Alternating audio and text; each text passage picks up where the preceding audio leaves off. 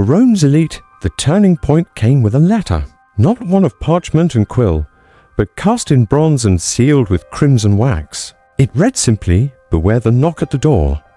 What had the emperor done? The answer, my friends, is both simple and terrible. That this was a puppet now, animated by some foul spirit, turning the hearts of men black as coal, as the monster of legend, or as the victim of circumstance. 1. Where the emperor is a tyrant, a demon who walks among men. Or 2.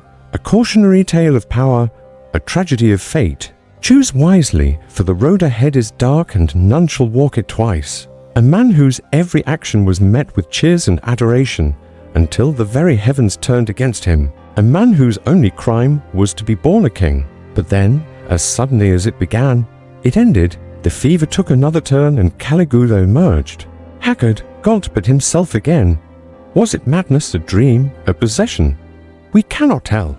All we know is that the emperor who hosted feasts in the forum, played with golden retrievers and embraced Christian girls was never quite the same. The third finger of the right hand controls the flexor digitorum superficialis muscle, which happens to be the same muscle one uses to grip the hilt of a short sword. Thus, if one were to plunge a dagger deep enough into the base of the third finger, severing the muscle without breaking the bone, then the finger would appear withered, lifeless. Touch it, and a faint pulse may yet be found, but no blood would flow.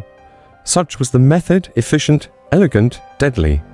And such was the target. Anyone who displeased the emperor, then the third finger on their right hand would turn black. At first, it seemed a macabre jest, a grim joke whispered around dinner tables. But as the days passed and fingers did indeed turn black, the jest became a curse. For the victims always died within 3 days, their flesh rotting, their minds fracturing until they succumbed to the eternal silence of the grave. But why? You see, since his return from the fever, Caligula ruled not as an emperor, but as a wraith, a shade of a man possessing a living crown. There was no law he could not bend, no person he could not punish, no sin he would not commit. While Rome burned, he bathed in the glow of taverns and brothels, carousing through the night with gladiators and chariot drivers, mocking the senator's pleas for dawn to rise and end his debauchery. One by one, they fell victim to the creeping dread of Caligula's wrath, the philosopher Plutus, whose arguments once rang through the forum, was knifed in a bathhouse. The poet Ovid, famed for the art of love, now writhed in exile after whispering a misplaced joke. Even the historian Tacitus felt the chill touch of the emperor's fist as he was banished, for writing too freely of Caligula's excesses, and so the list grew. Generals, governors, poets, philosophers, all silenced by the creeping dread of a black fingernail. And still, some whispered that this was the real Caligula, the man the fever had stolen. So here we stand, my friends, at the crossroads of history. For how do we judge this man? Now, do paths lay before you, my eager scholars? Beneath the splendor of the empire, beneath the perfume and polished marble, Rome was festering. The streets were thick with whispers, in taverns and brothels, behind curtains and shadows. His court twisted into a place of spectacle and terror. He would summon nobles, command them to dance naked before his horse, and then applaud as if attending a sacred ritual. He began to refer to Incitatus not merely as senator, but as consul in waiting. Some even claimed he whispered to the beast at night, confiding secrets, confessing sins, laughing softly in the dark. And all the while, the line between jest and judgment blurred. The people murmured, "He's lost, his mind, he's cursed." But no one spoke loud enough to be heard by the wrong ears for fear of what happened to those who did. One senator, Cassius Longinus, a stoic old man with trembling hands, he once dared to joke that Incitatus voted more wisely than half the chamber. 3 days later, he was found with his tongue nailed to a wooden plank, eyes gouged, throat stuffed with horsehair. This was the new Rome where reason was a liability and silence the only shield. Caligula's rule became a theatre of cruelty. But there is a deeper tragedy in this tale, not in the horse, but in the man. Caligula, for all his brutality, had once been a child who watched his family be destroyed. His father poisoned, his mother starved, his brothers strangled in exile. From a boy soaked in grief grew a man poisoned by betrayal. And when power finally touched his hands, it did not heal him, it walked him some nights. Citizens said they heard him wailing through the palace halls, not with madness but with grief. They claimed he slept beside Incitatus, wrapped in royal cloths, muttering the names of the dead. One maidservant, before her sudden disappearance, told of how he would stroke the horse's mane like a mother calms a child, whispering, "They won't take you from me, too. You see now, don't you?" Incitatus was never just a horse, he was memory. He was control. He was perhaps the last creature on earth Caligula believed could not betray him. And so, the empire endured this slow, aching collapse into the surreal. Statues of gods bore Caligula's face. Citizens were executed for not applauding loud enough at public events. Mothers were forced to watch their sons die for minor insults. Every scream, every drop of blood was swallowed by the Colosseum of power. But no one rebelled.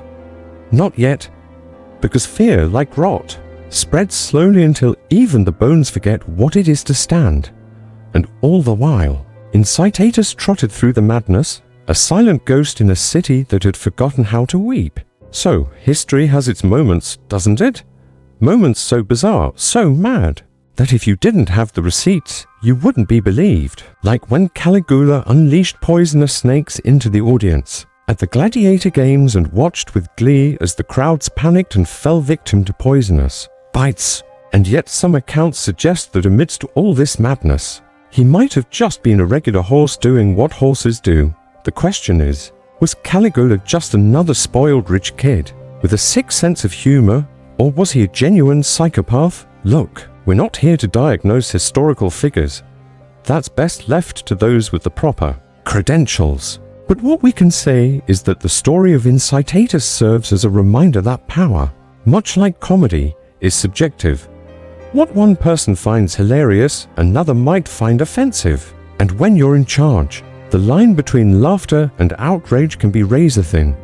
Or when he hosted feasts inviting 8 men of only one type, bald, short or fat. Do you find Caligula's antics more amusing than appalling? And what do you think was the worst part of his whole horse senator episode?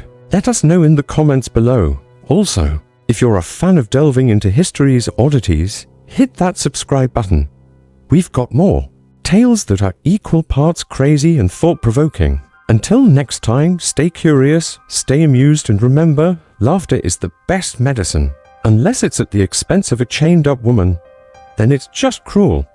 And when Gaius Caesar, a senator, politely declined the invitation, well, he was promptly put to death because who declines an invitation from an emperor? You know, the guy who has got you on a list and can have you killed for merely not showing up. Well, apparently, Gaius Caesar had a sense of humor about the whole thing. As they led him away, supposedly he turned back and quipped, "You'll be bald, short or fat. Just don't invite me to the party." But jokes aside, let's face it, we've all had enough of this madness. And now you might be wondering, why am I sharing these stories about Caligula? Well, because today marks the 1900th anniversary of his death. That's right. On this day in the year 41 AD, Gaius Caesar Augustus Germanicus, better known as Caligula, kicked the bucket.